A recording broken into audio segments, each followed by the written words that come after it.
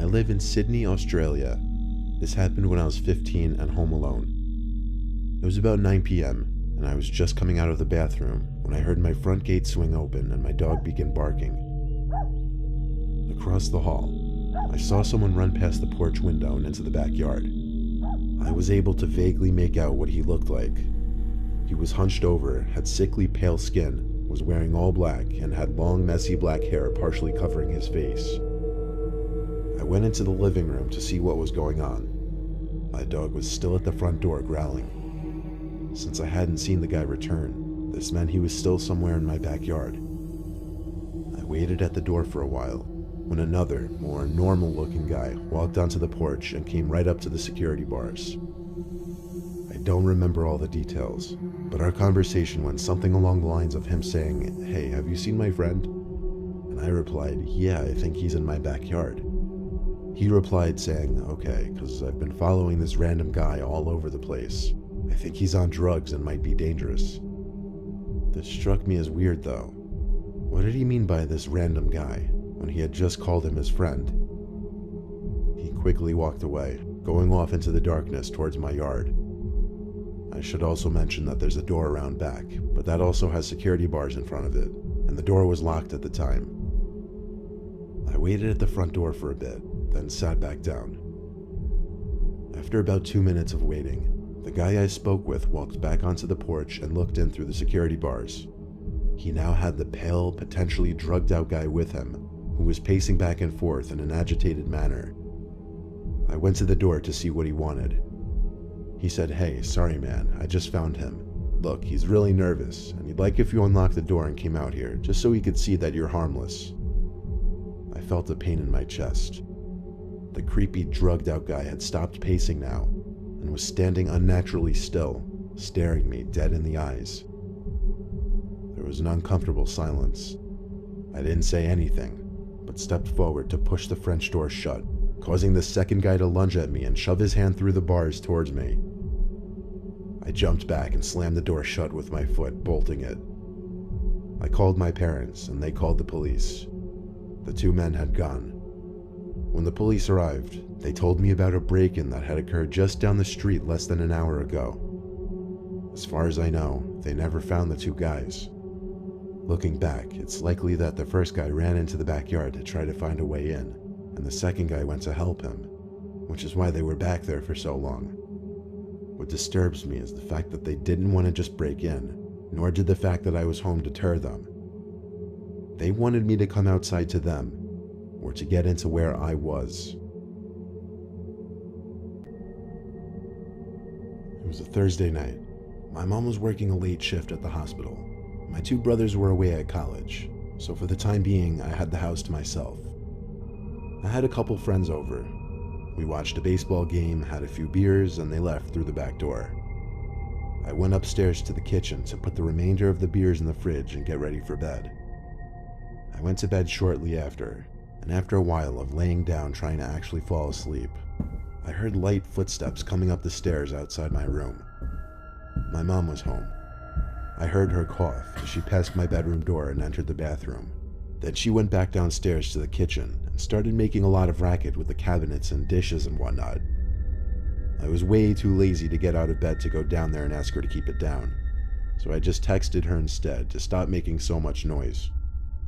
I put my phone back on my desk and flipped on my side to try to get comfortable. Then I heard footsteps coming back upstairs, quickly. My bedroom door opened, and my mom stepped into my room. The hallway light outside my room wasn't on, so I couldn't make eye contact with my mom. But when I looked up, I saw my mom's figure. She stood by the doorway, looking kind of slouched over. I told her to stop making so much damn noise in a rather annoyed tone. When she didn't respond, I sat up and said, "Mom?" A vibration on my desk let me know I got a text, and given that it was pretty late, I naturally checked my phone to see who it was. It was from my mom. She said, "I'm still at work." I dropped my phone onto my bed as I looked up at the doorway. That person standing at my doorway wasn't my mom. Even though I was panicking, I had to think on my feet. I said, "Mom, I need to get to sleep. Get out." I said this because I wanted to play dumb, act like I had no suspicion that someone had broken in. The person at my doorway didn't move, so I picked up my phone, texted my mom in a panic, saying there's someone in the house, I mistook them for her, and to call the police right now. My mom replied back, "Okay," in a matter of seconds. Something then broke the silence in the room. The voice of a woman, crackly and rough. She started saying something. It sounded to me like she was saying, "Don't know where to go," over and over. Her voice started getting louder as I realized she was approaching my bed. I screamed, "Get back," as I fumbled for the lamp switch next to my bed. As the light turned on, I was faced with some old woman with white, wiry hair, with her wrinkled hands reached out at me, approaching my bed, repeating that phrase, "Don't know where to go." I screamed, "Get away from me," as it seemed as though she was about to attack me. I jumped off the bed and ran out of the room and held my door shut. Seconds later, I felt her trying to push the door open as I put all my weight up against it to keep it shut. She started screaming, "I need to get out," and started banging on the door. I held this position for the longest time, and she was relentless. My mom kept calling my phone, but I couldn't pick it up. It wasn't until the cops arrived and knocked on the front door that I let go of the bedroom door and ran to them. The old woman immediately came rushing after me, but as I opened the door and yelled at the cops to stop her, they immediately pinned her against the wall. She was in cuffs and was put in the police car. I told them everything that happened, and they said based on how she was behaving and what I told them, she would need to be identified and evaluated to determine if she was mentally ill, and it later turned out she was, to no surprise. I found out later that night after the cops left that after my friends left through the back door, I forgot to lock it, and that was how she managed to simply walk into my house. It's definitely scarred me mentally in the sense that anytime I hear something in my room while sleeping, I have to look up and make sure somebody isn't standing on the other side. Before moving off on my own to California, I lived basically in the middle of nowhere on my dad's ranch in Colorado. It was a beautiful, huge property. I just never loved living in a rural setting. I found it boring. Plus, as that old cartoon Courage the Cowardly Dog stated, creepy things happen in the middle of nowhere. There had been a number of times that people had trespassed on our property, which is why my dad owned 3 different guns. There was one time he had to chase 2 men off the property with his rifle. What I'm about to tell you happened a few years back. I think it was in the middle of June. I was home alone as my parents were on vacation together and my little brother was out with friends or at his girlfriend's house for the night, I don't remember. It was a hot night for Colorado, so I had all the windows open.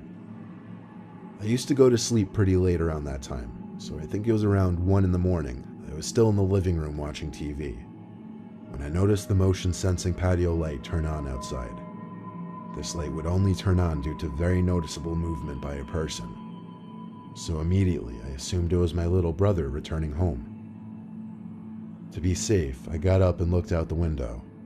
I didn't see anyone though. I took out my cell phone and called my brother real quick. He didn't pick up. So I went to sit back down. Then it started. The knocking at the front door.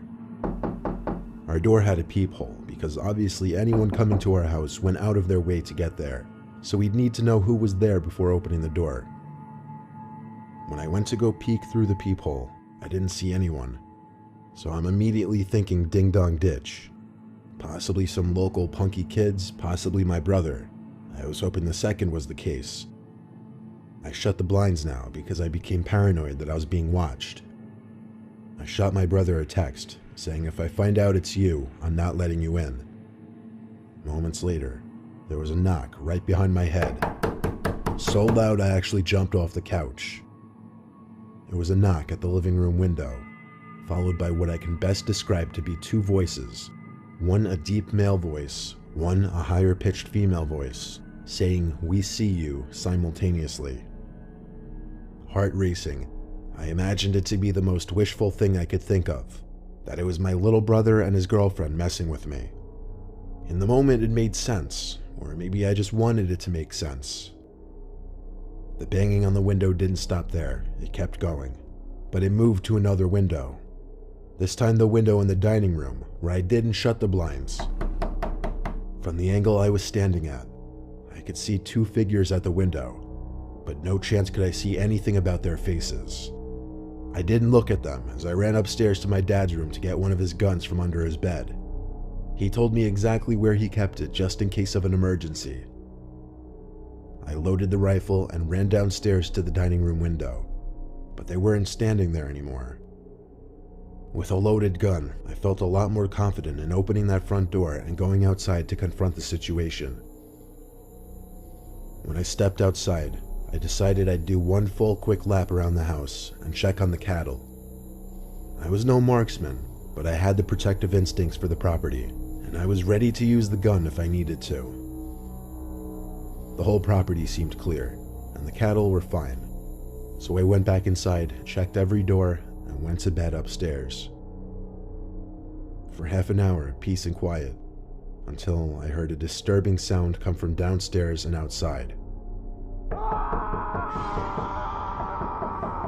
Someone was frantically pounding at the front door downstairs, accompanied with a man shouting at the top of his lungs, not shouting words or anything, just screaming. I grabbed the rifle next to my bed, ran to the living room window, pushed it open, and fired a round outside into the dark night. The screaming and pounding stopped, and I heard two sets of footsteps quickly stomp off the wooden porch. And then there was nothing but the sound of the night crickets. The rest of the night, nothing happened. Actually, nothing ever happened again until I moved out. But it was not my brother and his girlfriend. I found out the next day. My dad was proud of me when he heard I protected the property. I'm just grateful my dad has those guns, and I only agreed with his owning them even more after that.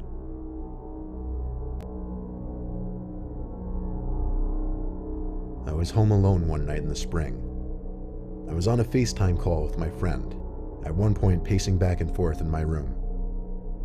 When I passed the window and looked outside at one point, I saw someone outside on the street, just standing there, facing my house, facing my window. I looked a little more carefully and determined he was looking up right at my window. I told my friend Jordan on the FaceTime call and tried to show her. She said she couldn't see him but to call my mom and dad. So I hung up with Jordan and continued to look out at the man for a few more seconds. Then I walked away from the window to my bed and called my mom. I had woken her up because it was like midnight. In short, she told me to just turn off my lights and shut the blind and he would go away. So that's what I did. But after a few minutes of dying in curiosity, I had to get up, lift the blinds, and peep outside. The man was now on the sidewalk, closer to my house, still looking up at my window. Now I called the police, and the operator asked me if the man was holding any weapons. I said not that I could tell.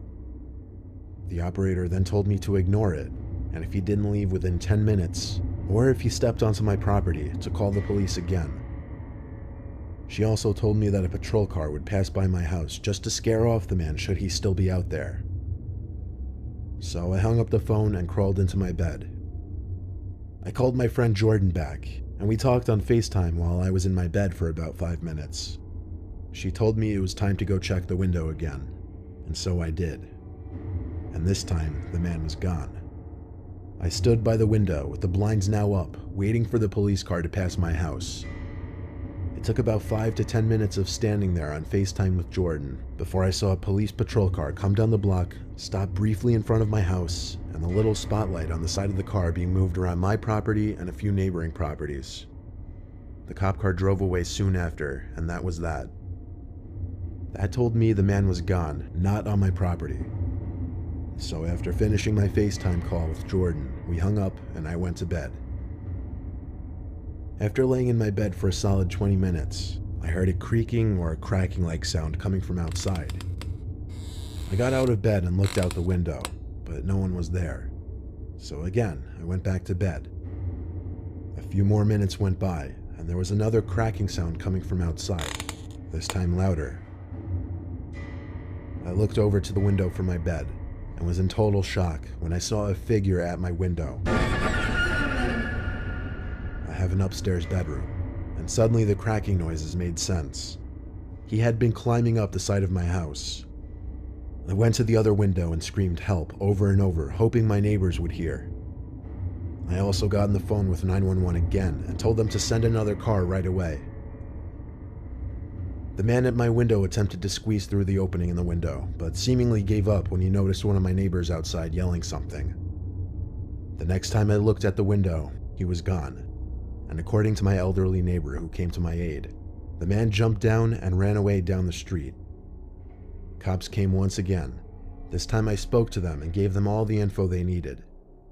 They said they'd be patrolling the immediate area all night and went on their way. I didn't get any sleep that night, but I think that man was scared off for good.